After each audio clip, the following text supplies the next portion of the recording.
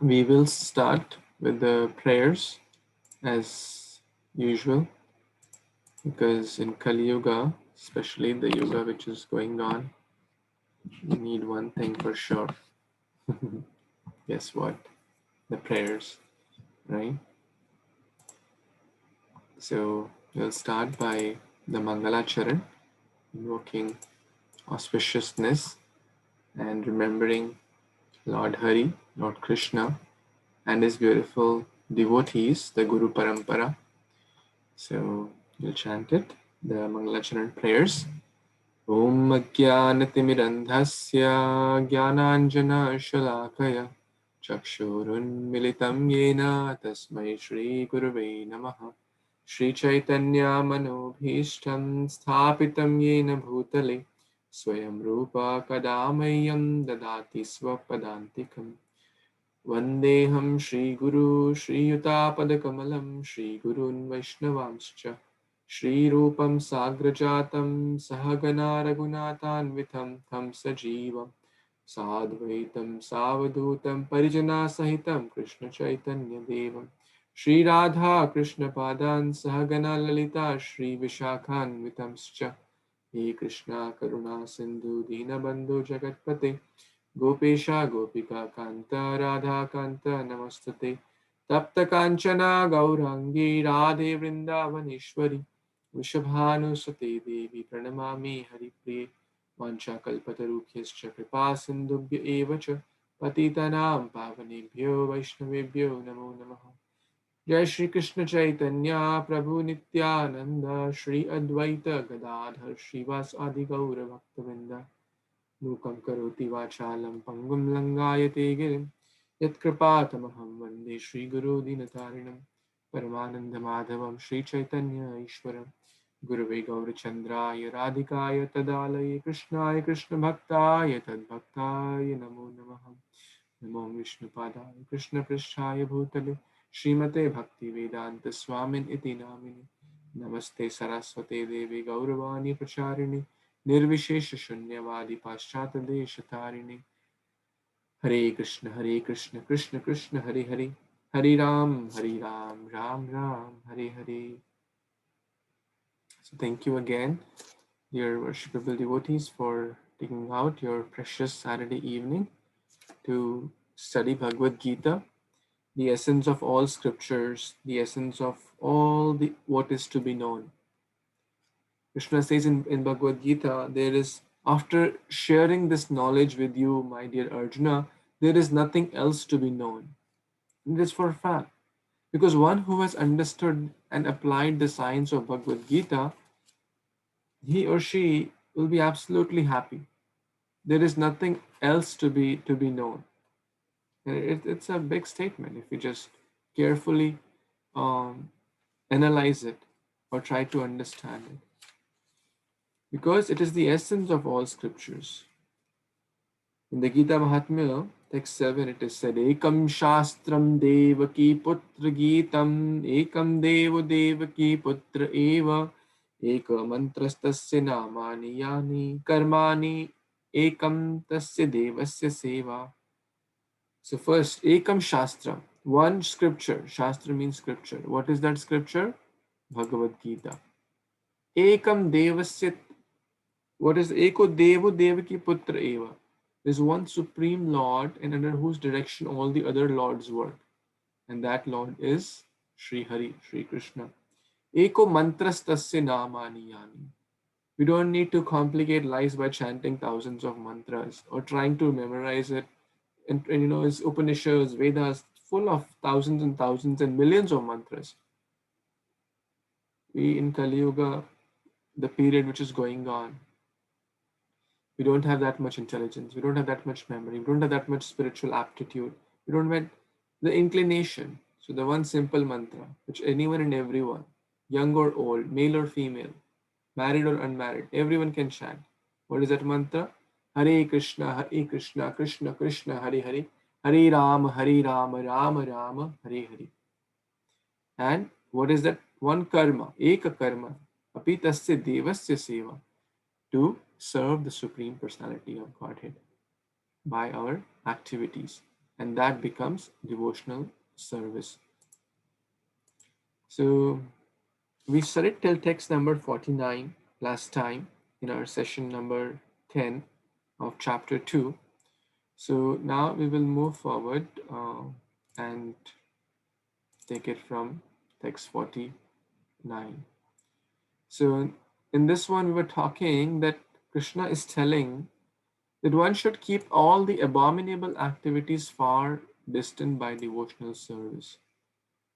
And Prabhupada explains what does really it means, like abominable activities. So Prabhupada makes a very nice statement. Except for Krishna consciousness or work in Krishna consciousness, all activities are abominable because they continually bind the worker to the cycle of birth and death. So we discussed this point last time of karma, pious activities, vikarma, the bad activities, and so the pious activities will take us up. We'll still have to take birth again. And once that quota of pious activities is over, or we have received the fruits, then what? Again, punarapi janaram, punarapi manna. Cycle of birth and death will keep repeating. Different species, different planets in the material world. And bad activities will take us down in hellish planets or in animal form. But work in Krishna consciousness, that's the only thing which will take us away from cycle of birth and death. Now, one may say, well, does that mean that I should stop my job, stop my family, stop my education? No. The meaning is that whatever we do, the center should be Krishna consciousness. How to please the Supreme Lord, keeping in doing whatever we may be doing, whether it is taking care of the family, whether it is taking care of our studies, whether it's taking care of our home, our job, or anything for that matter. That means Krishna consciousness. Does anyone have a comment or any question? Okay. Murali Prabhu, sorry, Mohan Prabhu, did you want to say something? You're unmuted, I guess, too.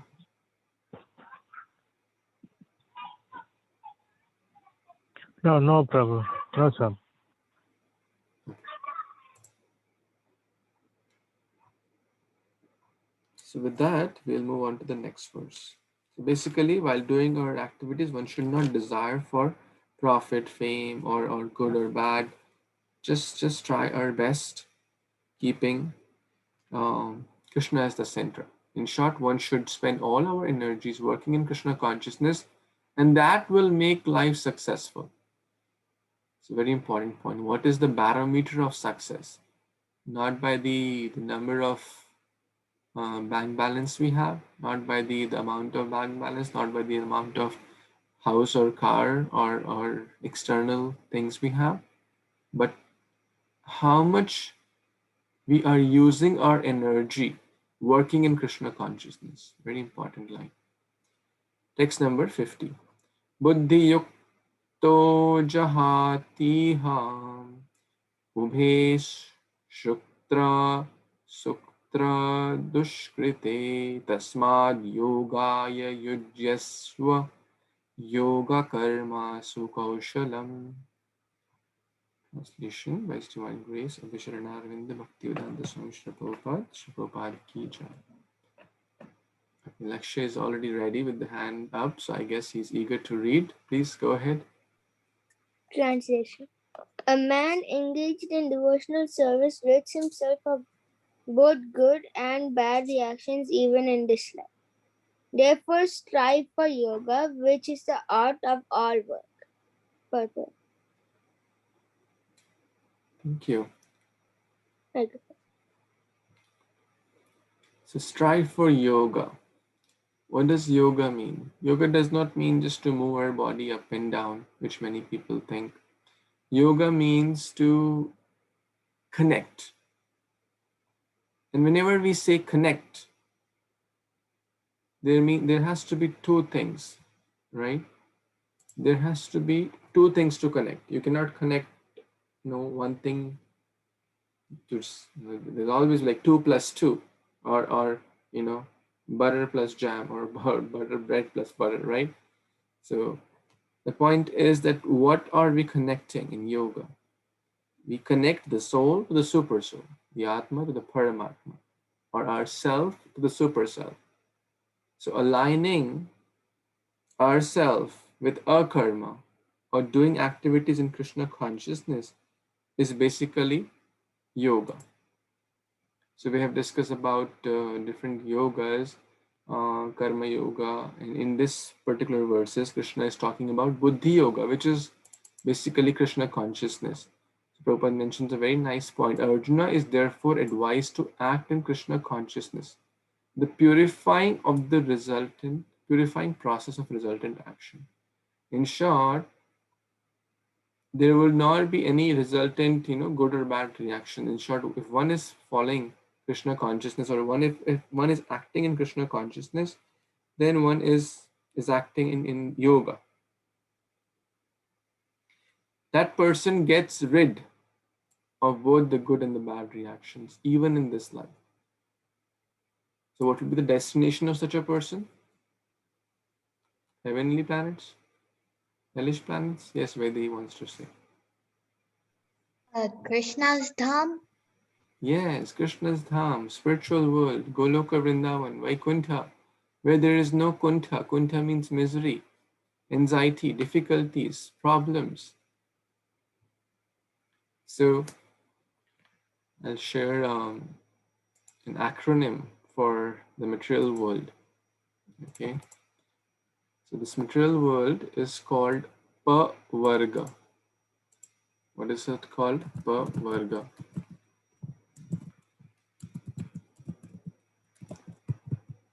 This is the acronym. So the acronym Pa, it's the Hindi letters, for those who are familiar with the Devanagari script. It's Pa, Fa, right? And then Ba, and then Bha, and then Ma, right? So what does Pa stand for? Pa stands for Parishram. That means hard work, right? In material world, everyone is working so hard, working 12 hours, 14 hours, day and night, working, work hard, party harder, right? That's the slogan. But what happens? They're just trying to work for our own senses or extended senses. What happens? Fena. Fena means, they're like foaming till the mouth. And in some places, actually, literally, right? So hard. And then they just, like I was reading an article that in some cities, they work so hard, and then they can't even get to their home at the railway station or the bus station. They're just passed out, right? They just collapsed and exhausted and just foaming. Ba is bandhan. Okay, bandhan means bondage. We're talking about this in this verse, that a person who is acting in yoga is free from bondage. But if a person who is acting for sense gratification will be in bandhan, and then there will be a lot of fear. Bhaya. Bhaya means fear. Fear of losing our wealth, fear of losing our dear ones, fear of losing our position, our fame, right? In so many ways one has fear. What if I lose my job? What if I lose my home? What if I get this disease? What if I this? Lot of fear for the loss of temporary things. And then ultimately, guess what? Mrityu. Jatasya hi dhruvam mrityu, dhruvam janma mritasya cha, is death. No matter how rich or poor we are, no matter how beautiful or whatever we are, no matter how much wealth we may have,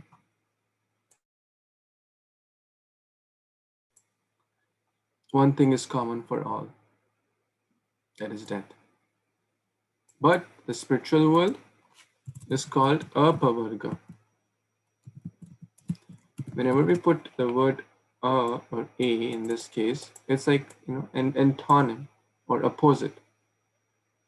So, like gyan, agyan. Gyan means knowledge, agyan means lack of knowledge. So spiritual world is apavarga. So in short, if one acting on the spiritual level, then one will not have to face all these things. One will go back home, back to Godhead. One will not be in the grip of repeated birth and death cycle. Of course, one should work hard, keeping Krishna at the center. Then it's not just parishram. There are two types of parishram. A donkey also works very hard, correct? And a devotee also works very hard.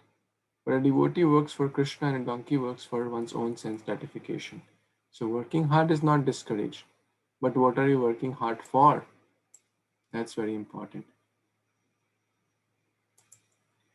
Okay, moving on to the next verse, text number 51. Karmajam buddhi yukta hi phalam tyaktva manishinaha janma bandha vinirmukta padam gachanti anamayam. Yes, Abhishek, you want to read? Yeah, yes, Prabhuji.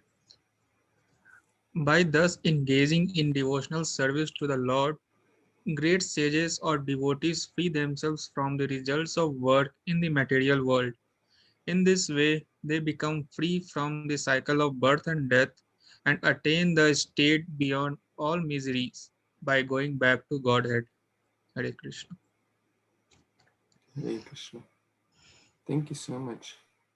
We already discussed these points that great sages or devotees, um, those who are acting on the Krishna consciousness platform, or who are in yoga or connection with the Lord. That means they're acting at a spiritual platform.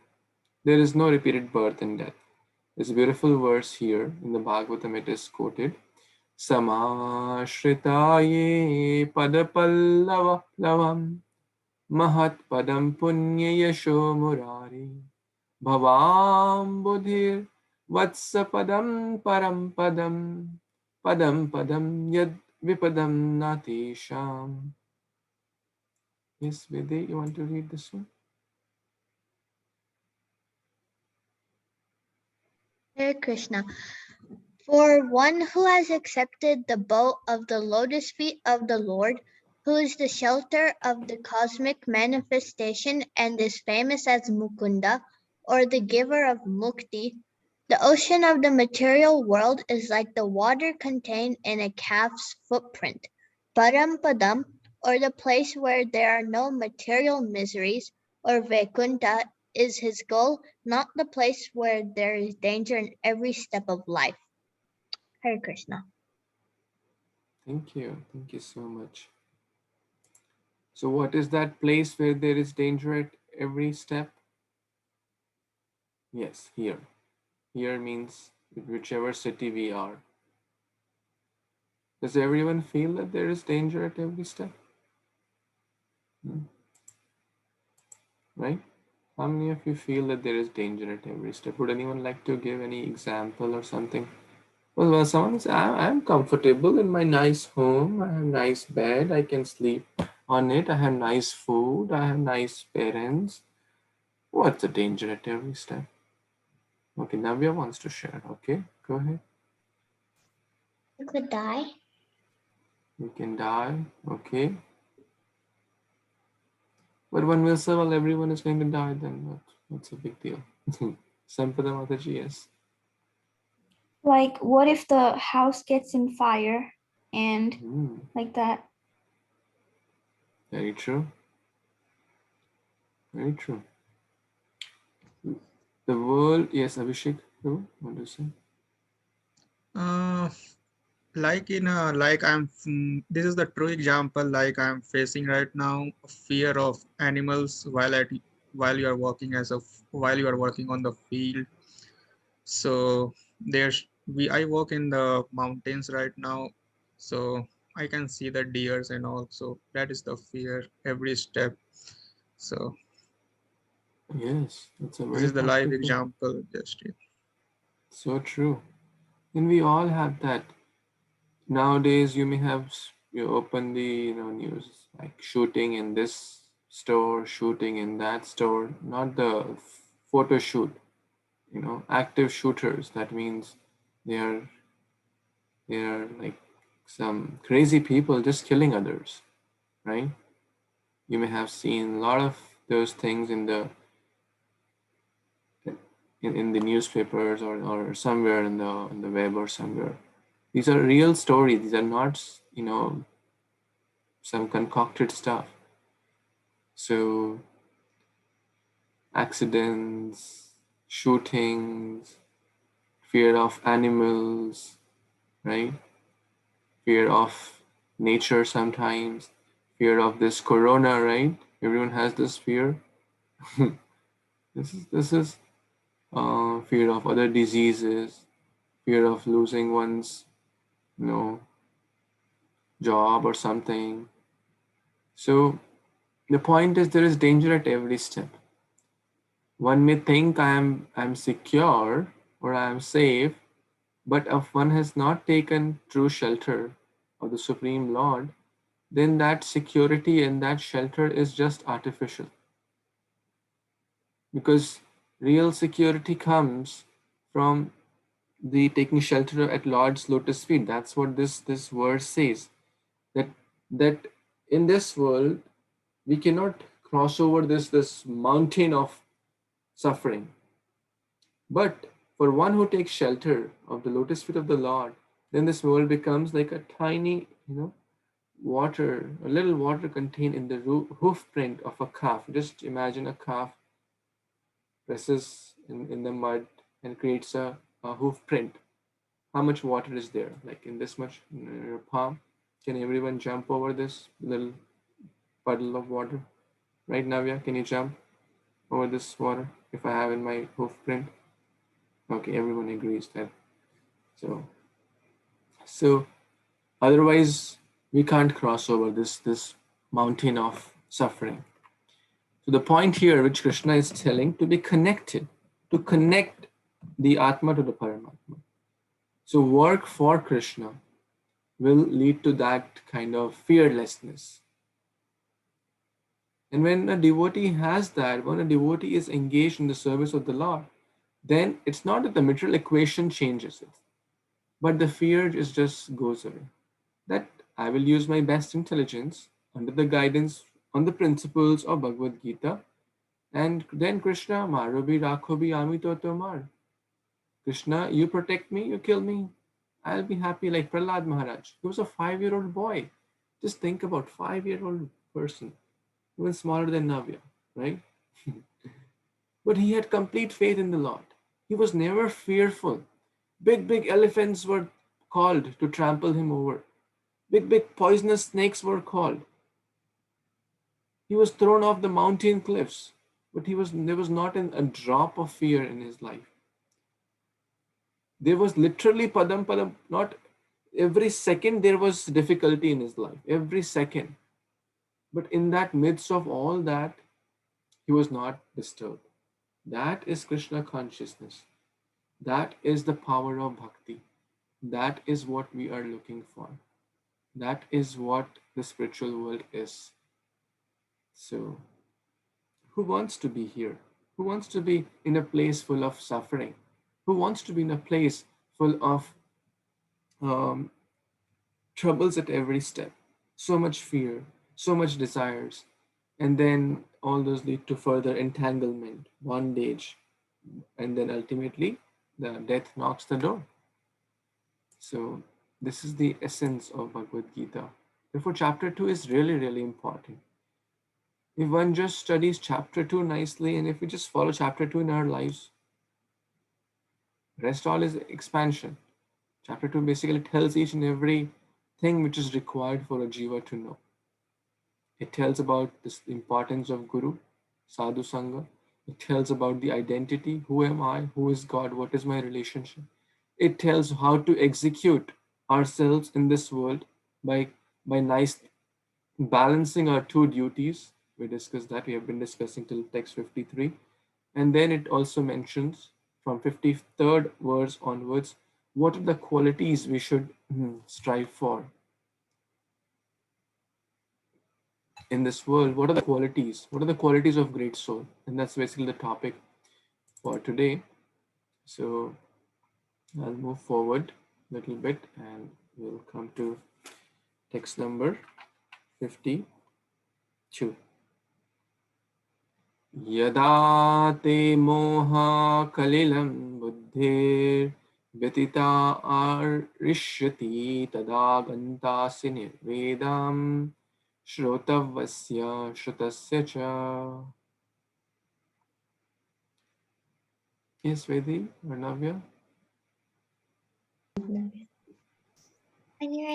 When your intelligence has passed out of the dense forest of delusion, you shall become indifferent to all that has been heard and all that is to be heard. Thank you. Thank you so much. Very nice. So here is a beautiful point in the purport Srila Prabhupada is mentioning here. If one can reach the platform of understanding by service to the Supreme Lord, he no longer has to execute different types of penances and sacrifice recommended in the revealed scriptures. So in short, we have discussed, don't be caught up in the flowery languages of the Vedas. Don't just pick one verse from Yajur Veda, Sam Veda, or this Upanishad or that Upanishad and say, oh, I'm following Vedas. Sorry to say, Veda means book of knowledge. And Vedas have knowledge about everything. Vedas have knowledge about building an airplane, about physics, math, science, everything. But that's not the real goal of life. The real goal of life is to understand the essence of Vedas.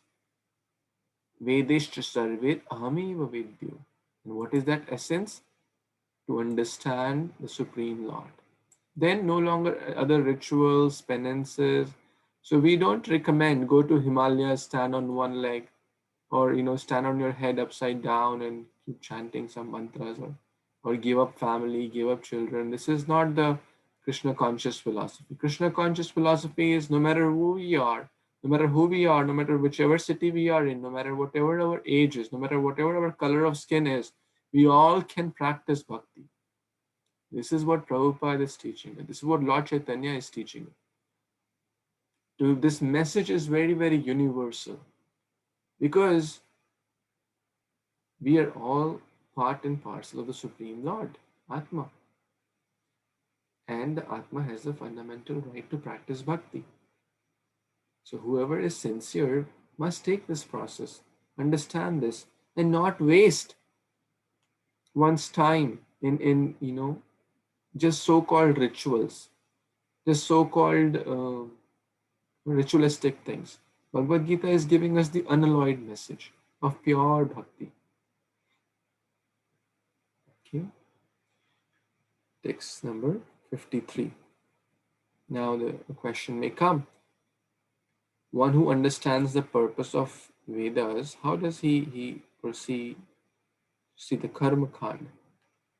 Shruti vipriti pannate yada sthasyati nischala samadhava achala buddhis tada yogam avapsyasi. Yes, Murali Prabhu, want to read? Please.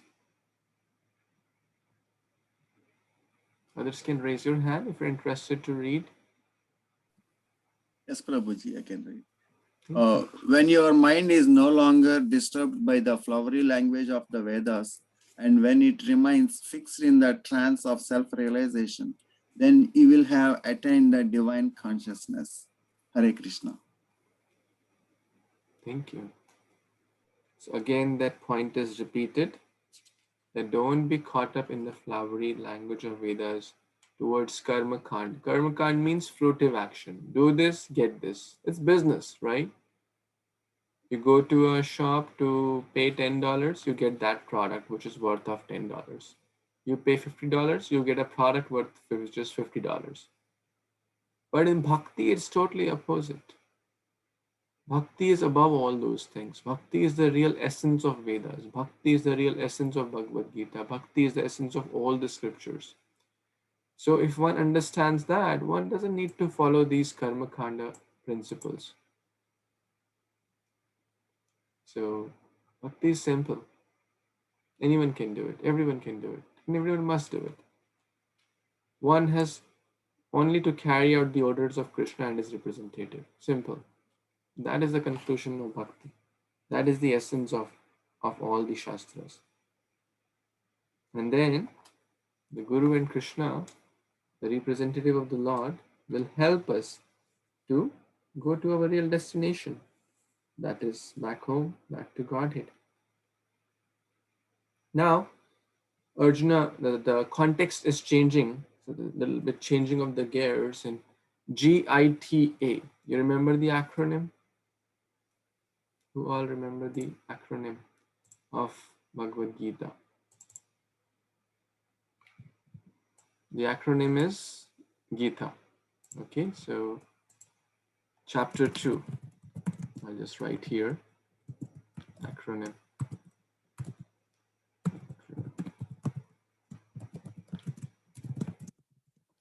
G is for Guru. The first about 11 verses talk about that point, that one needs to take shelter of a bona fide spiritual master.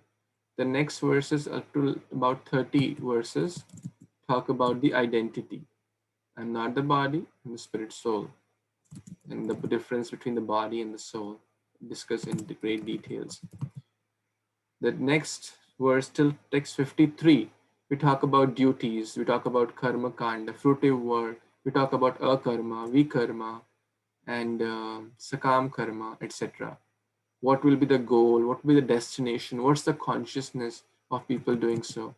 And the last section of this chapter is about Atmarama. In short, the qualities of self-realized soul. How does a self-realized soul act or react? I was sharing a story in the kids class about life is 10% what you make it and 90% how you take it. Quite powerful. In short, how do we react to situations? How do we respond to situations which come in our life? This will be discussed in the Bhagavad Gita. Because two people may respond to same situation in a totally different way. Raise your hand if you agree with that. The two people may totally respond to the same situation in a totally different way. Right? Do you agree? Or do you think that they'll respond the same way? They'll respond differently or may respond differently. Why do they respond differently? Yes, Vidhi? Well, they're both two different people and they might react to a certain situation in two different ways. They have different thought process. Different thought process, very good. Yes, Ekant Prabhu, you want to share? Why will they respond differently? People are different, right, Prabhu? I think it's kind of going the same way. Thought process is different. Thought process, very good. Thoughts and how do our association, what is our guiding principle, what is our vision towards life, all those things will impact one's devotional qualities, one's spiritual value system, right? The famous story which I share about the parrots, right? There were two parrots. One was taken by the dacoits and one was taken by the saints. There were two twins. Even two twins can respond differently. The children, the brothers or sisters, or the same parents will respond differently. So coming back to the parrots, one parrot, so a saintly person was passing by through a city where these dacoits were living, and the parrot was on the outskirts of the city and said, "Hey, kill him, loot him, murder him. This person is coming." Said all wrong, all sorts of nonsense words, and the saint somehow ran for his life and just ran away. He went somehow to the next village where this another parrot was there, exactly looking the same. And then he said, "Oh, great soul, we are so blessed that you have come to our city. Please come. Um, we welcome you. You must be tired. Say, take some water, take some rest." Now the saint was confused. "You look exactly like the parrot I met just like, an hour back." He said, "Actually, he's my brother, my twin." He said, why do you two respond so differently?" He said, "Because at one point, the dacoits took him and he was in their association. He is being fed their thought process. He is working under their direction. And that's how his nature has become. Whatever association we surround ourselves in will become that. That's our future. If someone wants to know what their future is, we should see what kind of association are we surrounded with. We'll become that. Very simple. Good or bad, the choice is ours. We cannot choose a lot of things in our life. Can I choose the weather? Let's say it's sunny. I want it to rain. I don't want it sunny. I can't choose it. Can I choose my height? No, I can't choose it. A lot of factors we can't. Can I choose my parents? I can't choose it. Can I choose, um, what, how the temperature will be tomorrow?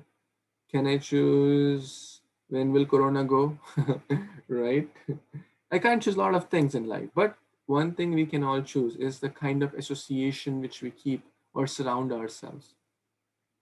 The kind of association we keep, the kind of thought process will develop, the kind of habits will develop, the kind of response we will, it will naturally come.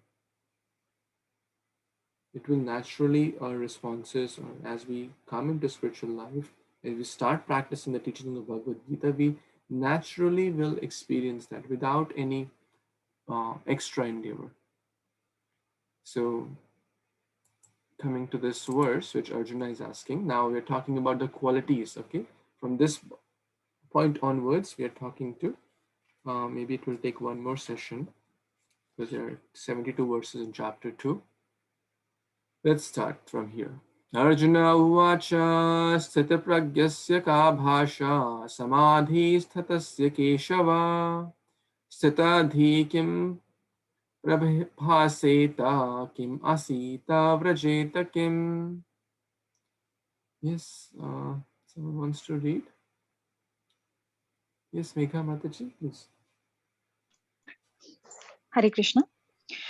Arjuna said, "O Krishna, what are the symptoms of one whose consciousness is thus merged in transcendence?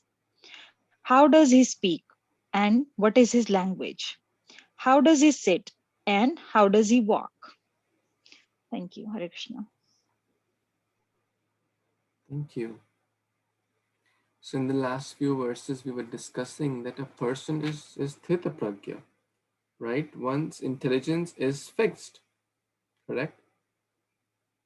And now, or a jiva mukta, or a self-realized soul, or a person who has attained the stage of divine consciousness, as we read in the previous verse, that then you will have attained the divine consciousness, right? We read that word in 53 here, the divine consciousness. So samadho, samadhi means intelligence. Sama means the word same, in English comes from this only because Sanskrit is the mother of all languages. So sama means same, or he's equipoised or in transcendental consciousness. So now Arjuna is asking for all of us, what are the symptoms or the qualities? So basically Arjuna is asking multiple questions here. 4 questions in particular. The first is Ka Bhasha. Bhasha means language. Or language is basically what describes a person. So in short, Krishna, the first question is, what are the symptoms of that person who is in transcendental consciousness? Then Kim Prabheshta. How does that person speak? Now one may say, well, through the mouth, right? How does the transcendental person speak? So Srila Vishwanath Chakravarti Thakur explains a very nice point that even a parrot can also say Hare Krishna. So we all speak through the mouth.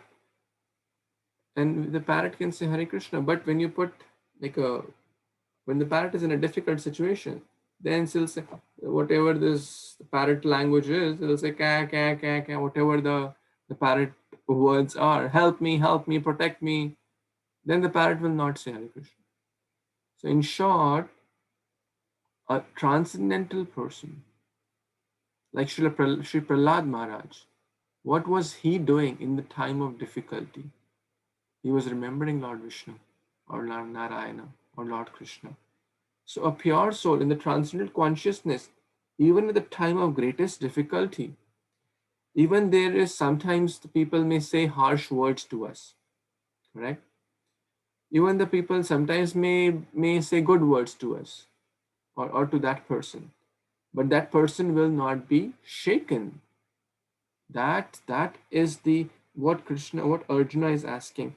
How does that person react when one person receives praise externally, or what is his intention? Does he do tit for tat? Oh, someone says harsh words to me, I'll say 10 harsh words to him or her. Or does that person tolerate that? Tit for tat or tolerate that?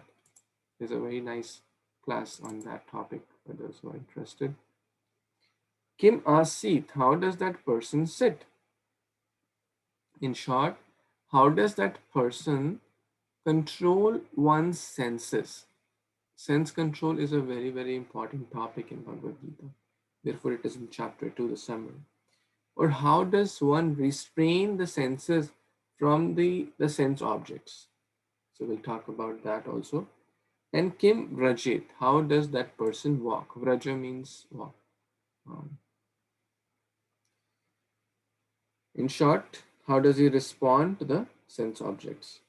So we'll discuss these questions of Arjuna, and Krishna will respond, because everyone has symptoms, right? A rich person has a symptom and certain symptoms. Prabhupada is mentioning, it is said that the fool is undiscovered as long as he does not speak. A well-dressed fool cannot be identified unless he speaks, but as soon as he speaks, he reveals himself at once. So in short, it applies to a devotee also. Putting tilak, putting dhoti, kurta, sari, or acting as a devotee is very easy, correct?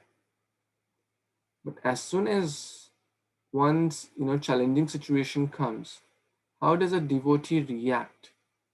That is the real test of a litmus test of a devotee.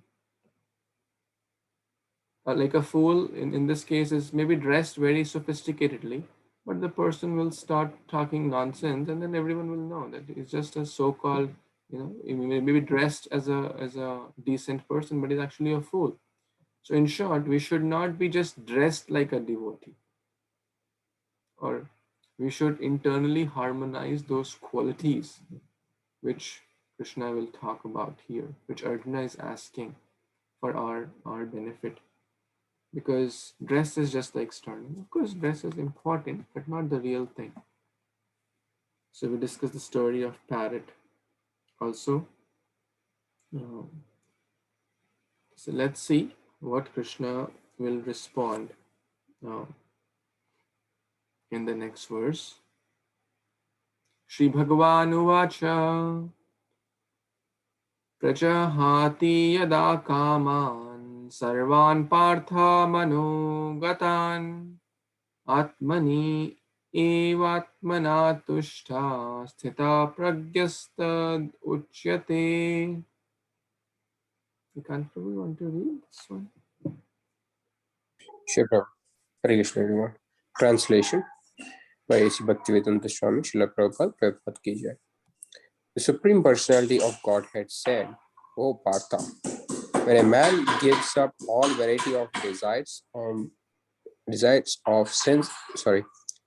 sense gratification, which arises from mental concussion, and when his mind thus purified and finds satisfaction in the self alone, then he is said to be in a pure transcendental consciousness. Hare Krishna. Thank you. So, what are the general symptoms? Ka Bhasha. That's the first question. 4 questions were asked in the previous verse. So, text 55 is basically answering the first question here.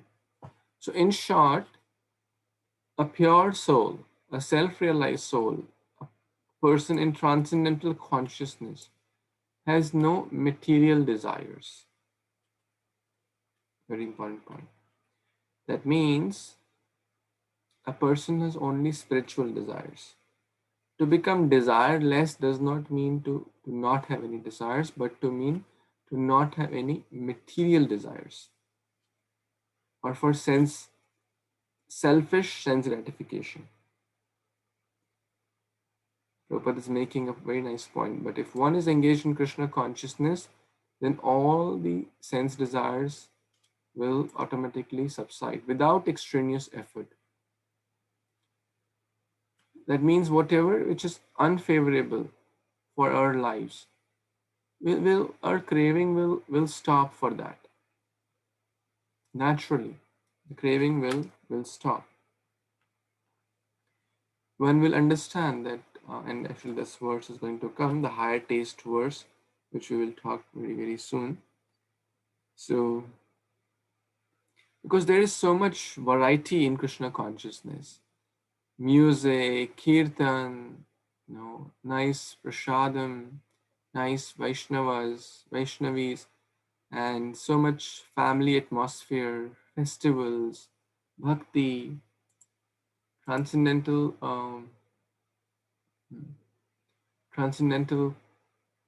environment, brotherhood, familyhood. So that is such a higher taste, then one does not feel to gratify the lower taste, which just bind us further into this material world. So in short, one remains happy in the natural position of serving the Supreme Lord, giving up the manodharma. So we have to give up what? Sense gratification and mental concoction. Mental concoction means not following Bhagavad Gita, not following spiritual master. Just thinking, oh, I think this is good, I think this is fine, I think this is all mental concoction.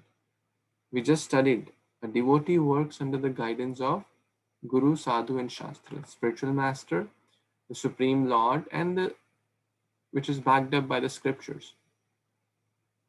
And that leads to purification of mind, and that leads to purification of habits.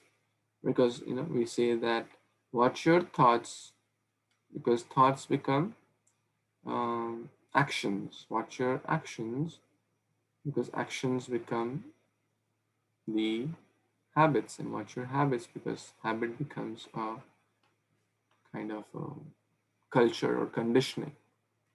And even before that, if we say watch your desires, because desires will turn into thoughts, or they're kind of similar.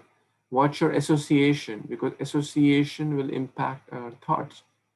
If let's say, for example, if one is just surrounded by people who have a certain type of car, okay, the brand new $100,000 car, okay, So that person may have just a normal car which does the normal purpose, which is go from A point to point B.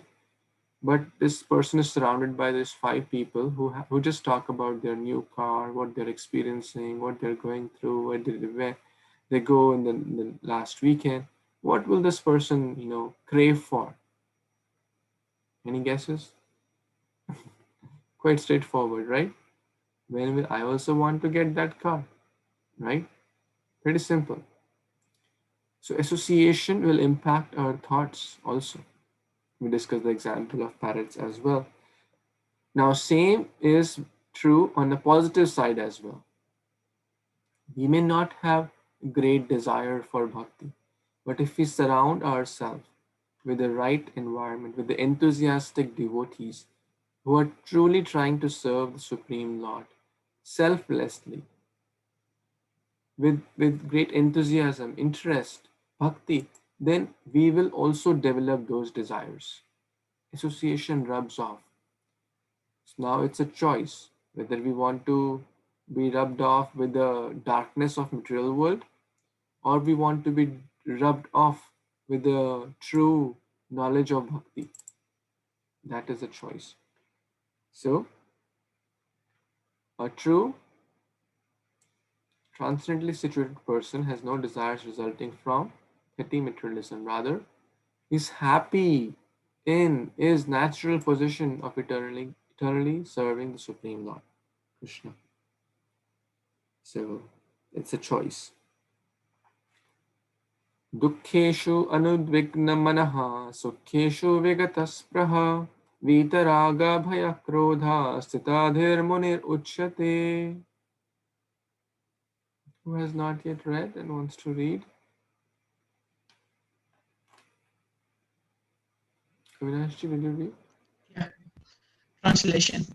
One who is not disturbed in mind even amidst the threefold miseries or elated when there is happiness, and who is free from attachment, fear, and anger is called a sage of steady mind. Hare Krishna. Thank you so much. So Krishna is answering the next question of Arjuna. In text 54, Arjuna has 4 questions. How does this person speak? So in short, is undisturbed in mind, in threefold miseries. Threefold miseries means adi bhautik, miseries because of other living entities. Adi daivik, miseries because of natural disturbances. And then adi atmik, one's own body and mind. Can anyone give example of adi bhautik or miseries caused by other living entities? Yes, Vedi? Like coronavirus? Yeah, that's true. Very good. Anyone else?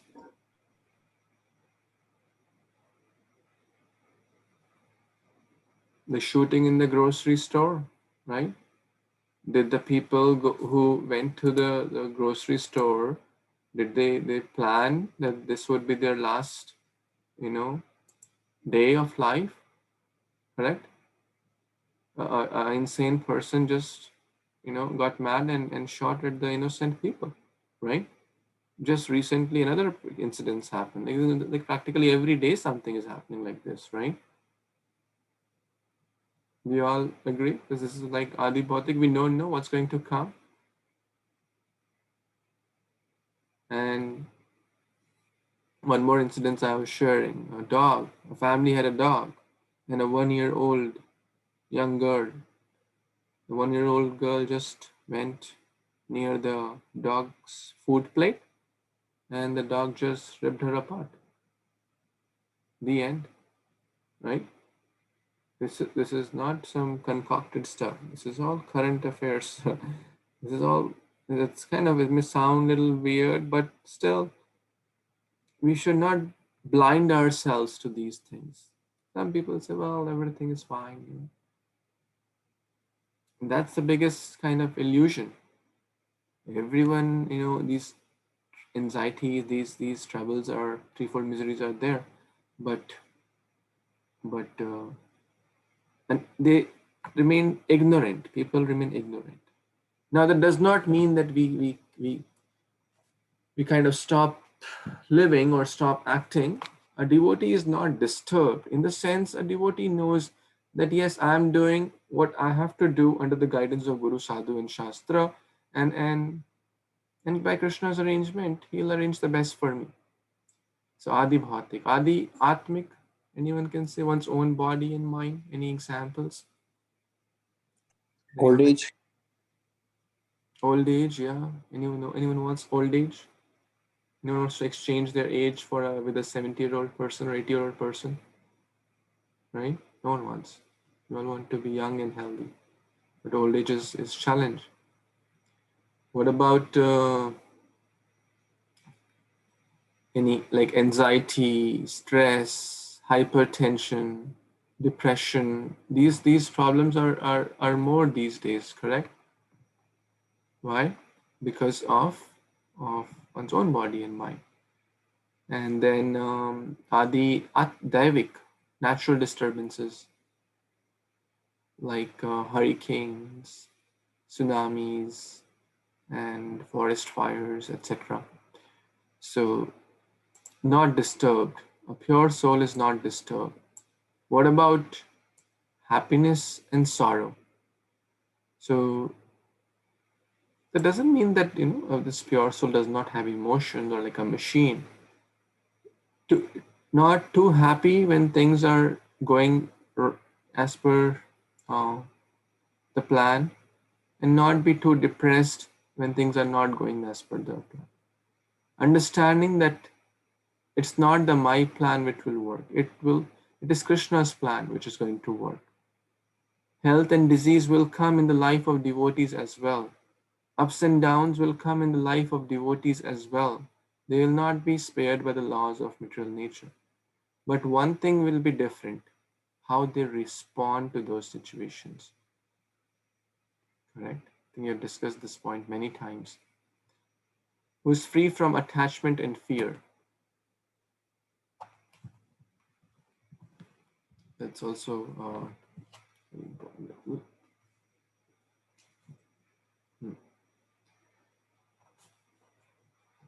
And that person is a sage of steady mind. So let's see some beautiful kind of points from the purport.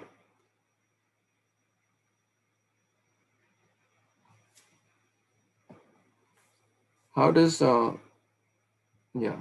when trouble comes in the life of a devotee, how does that devotee take?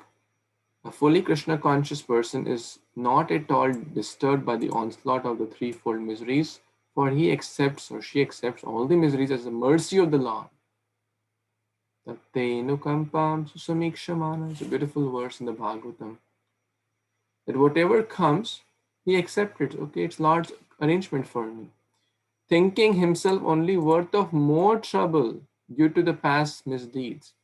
Let's say the one got a finger, like let's say something happened to a finger, like a cut.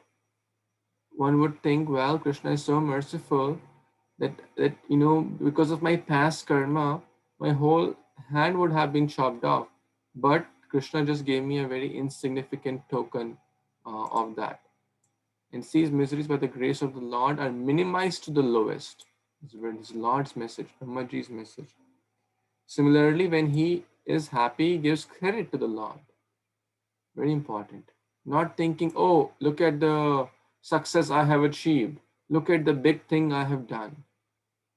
Life will sometimes throw success at us, sometimes, miseries. We have to remember to give the credit to the Supreme Lord. Thinking himself unworthy of the happiness, he realizes that it is due to only by the Lord's grace that he is in such a comfortable condition and able to render better service to the Lord. Very, very important. So in short, not influenced by all these external parameters.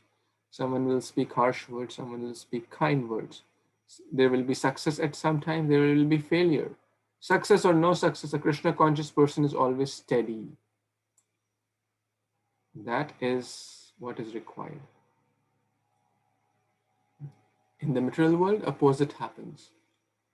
People are either too happy. Some people die out of happiness or so-called happiness. They, someone may win a lottery or something, and then they get a heart attack. You can't control their emotions. Have you heard of those? Right? It's a true story. I'm not joking either. Or someone gets a shocking news and then they got a heart attack. Right?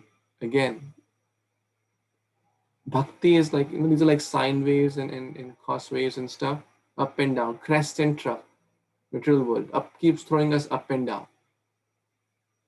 But bhakti helps us to put a filter and make it stabilize or lower the, I forgot the terms which were called, lower the magnitude of those heights, or the peak length of those crests and troughs.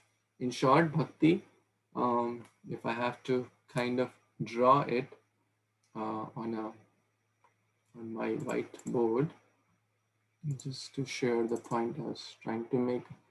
So in the material world, ups and downs like this. Happiness, too much happy, sorrow, totally depressed.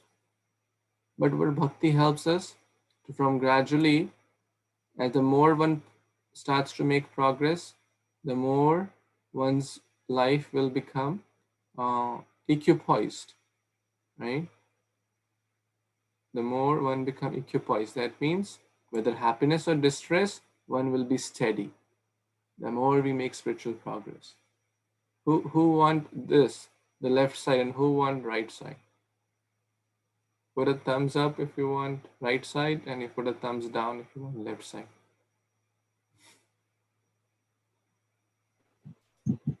I guess there is no thumbs down option. So good. We all want that, right? We all want to be equipoised. And bhakti will help us to put that filter in our lives. Let's take the next verse. Okay, any comments so far? Probably one quick question, probably. Just clarification. Sure. So the distress caused by people, the other people, is it adi Bhautik. bhautik? Yeah. Okay. Any talks that cause harm to you? I mean, harm to us, like kind of distress you. Call us. They'll be thinking. Yeah. Neighbor, manager, relatives, anyone,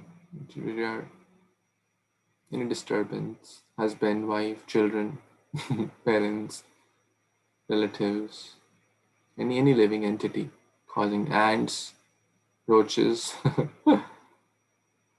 snake, right?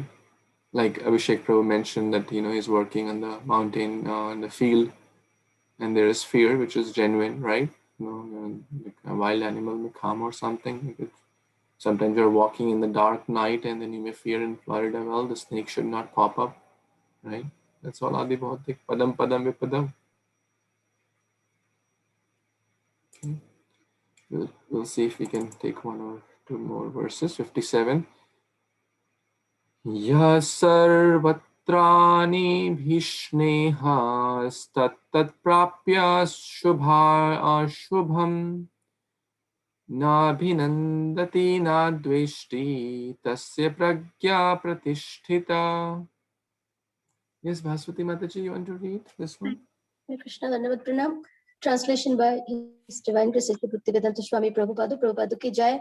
In the material world, one who is unaffected by whatever good or evil he may obtain, neither praising it nor despising it, is firmly fixed in perfect knowledge.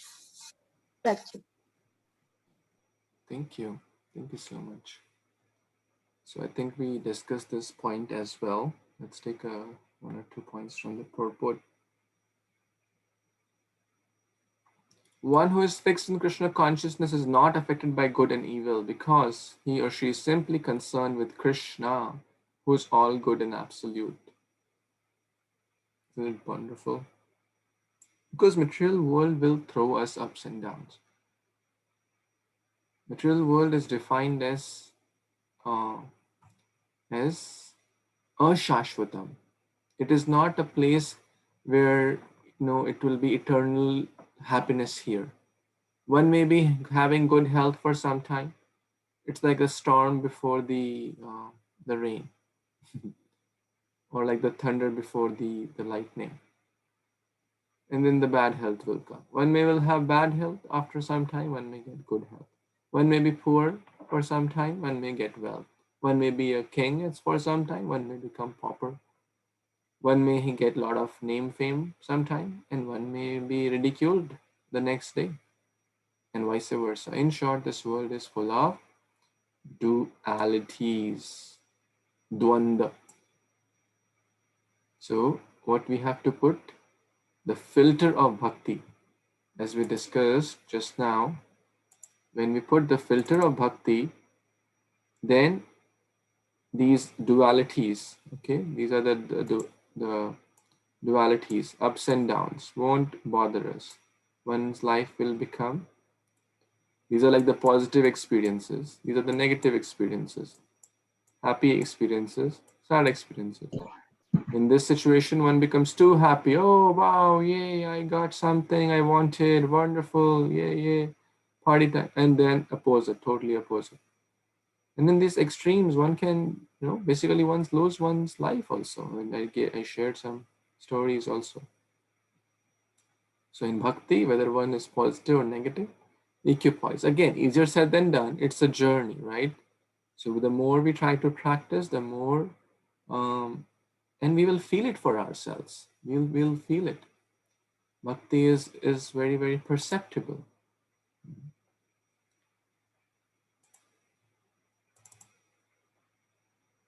58. Yada samharate chayam kurmo anganiva sarvashah indriyani indriyarthebhyas tasya pragya pratisthita. Okay, anyone wants to read? Yes, Prakriti, Adachi, you want to read?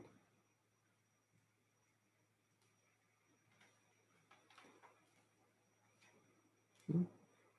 Lakshay or Babu Prabhu? Yes, Prabhuji. Translation. One who is able to withdraw his senses from sense objects as the tortoise draws its limbs within the shell is firmly fixed in perfect consciousness. Hare Krishna. Thank you. So now we come to the third question, which is Kim Asit. How does that person restrain one's senses? Because we are in this world. It's not that everything will be, wherever we go, we'll find devotee association. It's not that anywhere we go, people will be very kind and composed to us. It's not that the rules of the material world will change for us. So we have to restrain our senses and learn from tortoise. Krishna is telling us, how many of you have seen tortoise? Raise your hand. Most of you have seen tortoise, right? Have you ever gotten closer to the tortoise? What does the tortoise do? It pulls the senses inward, right? Kurma. So when the tortoise feels this is not the time, this looks like a time of danger, this is the time I should pull my senses in. That means refrain from the activities which are not conducive for my goal. And what is the goal? Attachment to Krishna, bhakti. So for example, the friend will say, hey, let's try this new drug. Let's try this new thing, which is bad. We know that through our nourished intelligence, which is not conducive for our lives. At that time, we should restrain. No, sorry, you try. I don't encourage you to try, but sorry, please excuse me for this.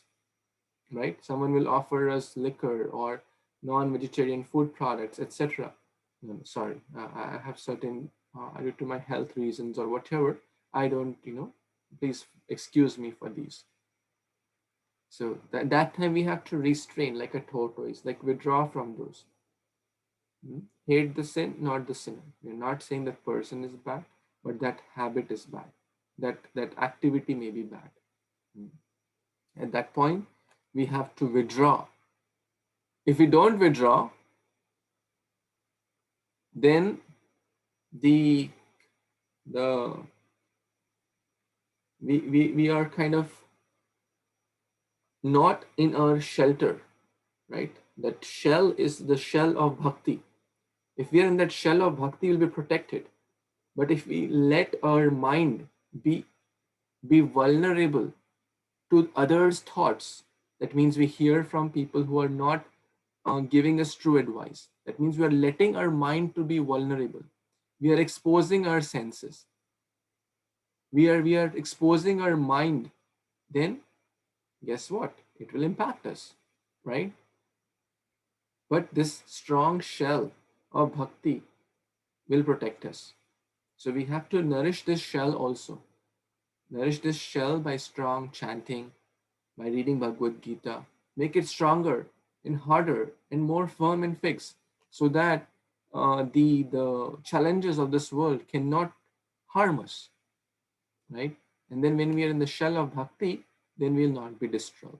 I often give this example of like a lotus. Be like, this comes in the chapter 5 we are doing in the kids class.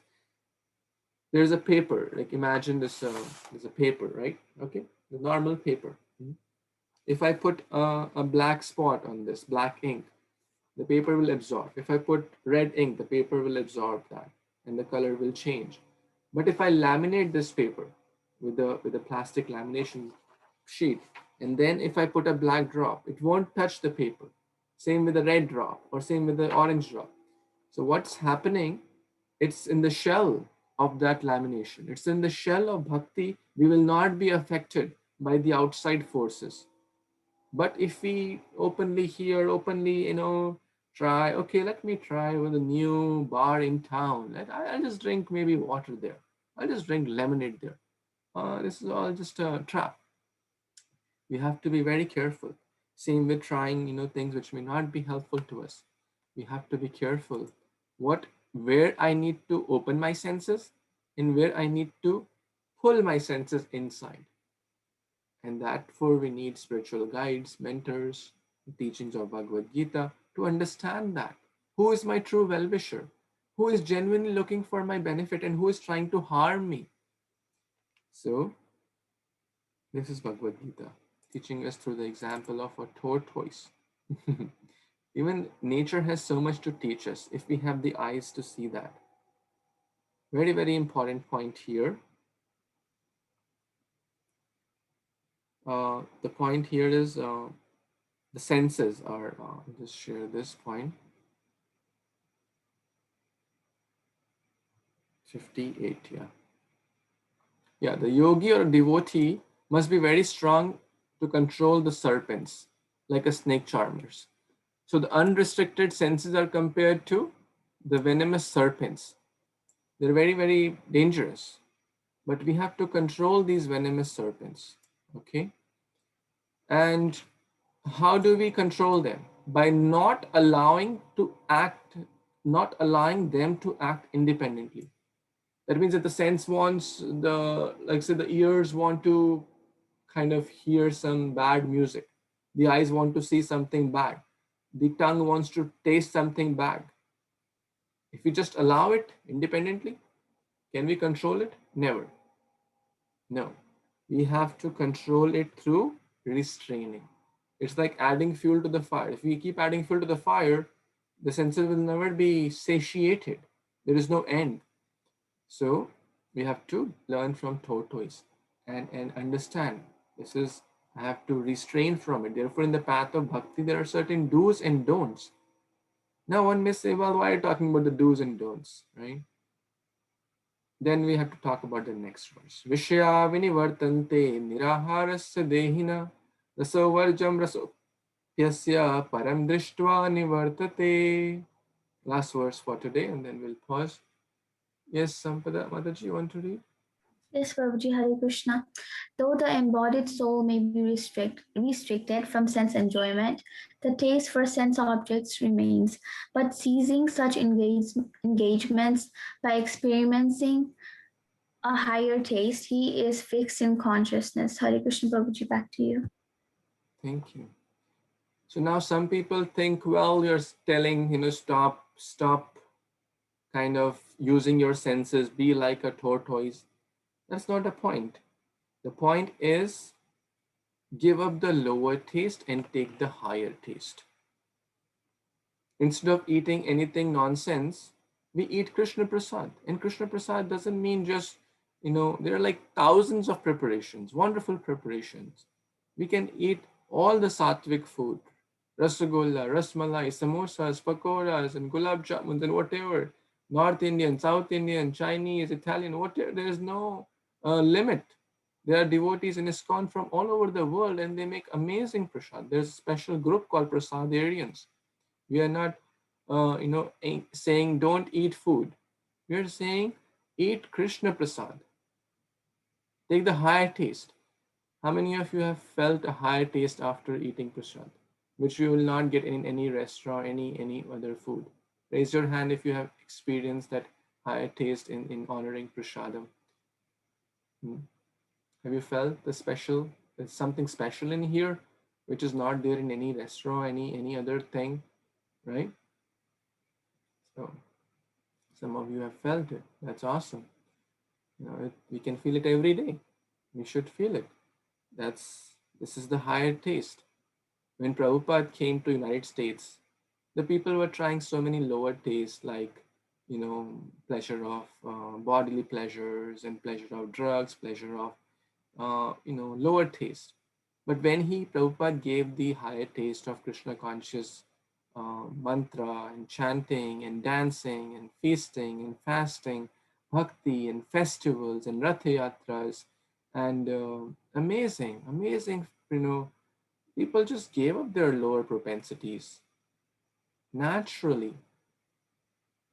If one has let's say in a mundane world example, if one has a brand new iPhone, then one will not crave for the 20-year-old phone, correct? Right? It's a mundane example.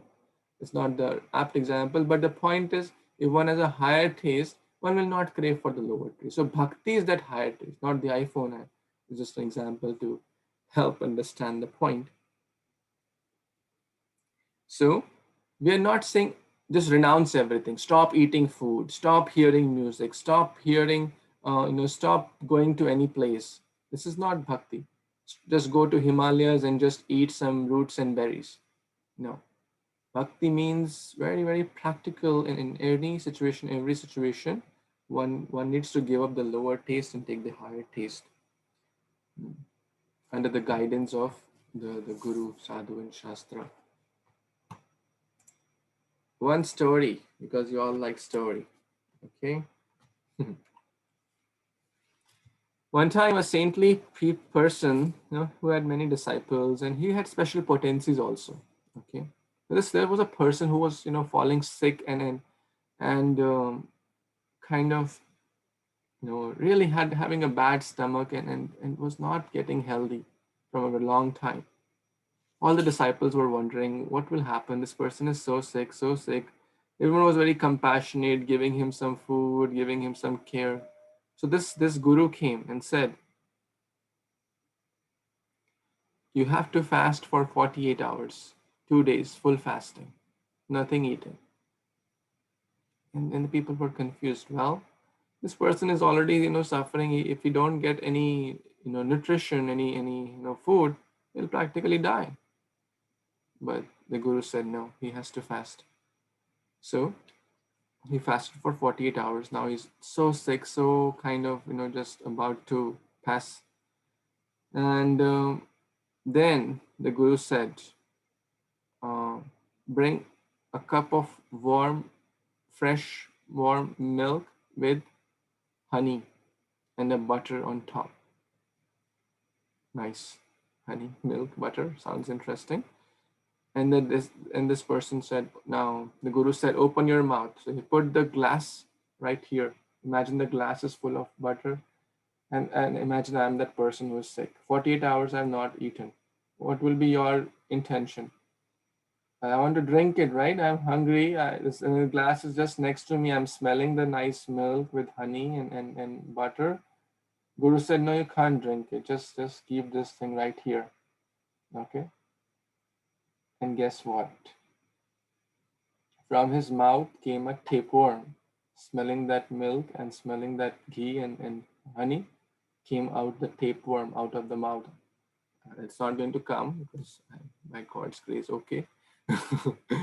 So the point was a tapeworm was inside this person's body who was kind of taking all the nutrition and causing so many problems. And then this worm was not allowing this person to get healthier. So what happened? For the fasting, the tapeworm also was exhausted and then was not getting nutrition. And with the smell of this milk, honey, and ghee, wanted to come out. So very important lesson here. The tapeworm was eating whatever the boy ate. So the tapeworm represents the bad qualities here, my dear friends. If we don't strive to develop good qualities and continue to have bad qualities, the tapeworm, the bad qualities will take our energy meant to serve God or the Supreme Lord Krishna. Okay, so we must try. We're talking about developing these good qualities. I know they are not it's not a one-day thing that we can be from that state of up and down to be fully equilibrium. It's not a one-day thing, but we have to strive for it. We have to genuinely try for those, and then when we sincerely try, we'll certainly be able to do that. There should be strong desire and strong effort, and then certainly Krishna will help us. So and this is, our process is not a process of negation. Our process is process of addition. That means we're not saying don't do this, don't do this, don't do this, don't do this. We are saying do this. Add bhakti in your life. Add the holy name in your life. Add Krishna Prasad in your life. And whatever is inappropriate will slowly calm down and just get out like a tapeworm out of our lives. And that Krishna will give us the intelligence, what is good, what is not good. So I'll pause here, and maybe we can take one or two reflections or questions or comments if anyone has. But I'm so grateful that all of you are so sincere and eager to read and hear and study Bhagavad Gita. Any comments, additions, or thoughts, questions? Feel free to share. Anyone? Anything? Hare Krishna, Prabhuji. I don't have any comments, Prabhuji, but one thing I just want to remind myself is about the tortoise example you just mentioned. How we should be detached from the things that we don't want to, just slowly taking away ourselves back into the shell and going back to normal once everything goes off. I really like that example, Prabhuji, and it is very true that association is very important, and that is what keeps you alive. I will alive as in like in bhakti. The more once you get out of that association, the Maya will automatically take you away into the because the sense gratification and sense are our biggest. I think it's both blessing and disguise. So that's one point which I really like, Prabhuji, today, the example that you gave. And it is really made sense. Thank you, Prabhuji. Thank you. I'm just repeating what the Supreme Lord is giving example to Arjuna. It's actually a verse right there. Thank you. Very nice. Very, very practical. Anyone else has any other comments or thoughts?